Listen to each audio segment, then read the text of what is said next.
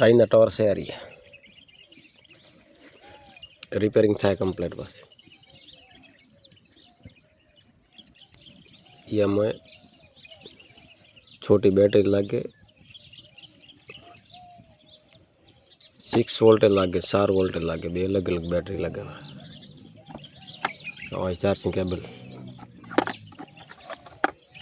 Dicky है नहीं dicky में चार्जिंग केबल लागे गोल वाली पिन लागे पोस्ट वोल्ट चार्जर आवे 1 किलोमीटर लाइट है। देखो साइड में आए बल्ब लागे वही और एलईडी लाइट लागे वही 1 किलोमीटर लाइट जाए कंप्लीट यार बल्ब मिले कटोरी कास यार हर वस्तु मिले हो क्वालिटी एकदम शानदार है बस एकदम ओके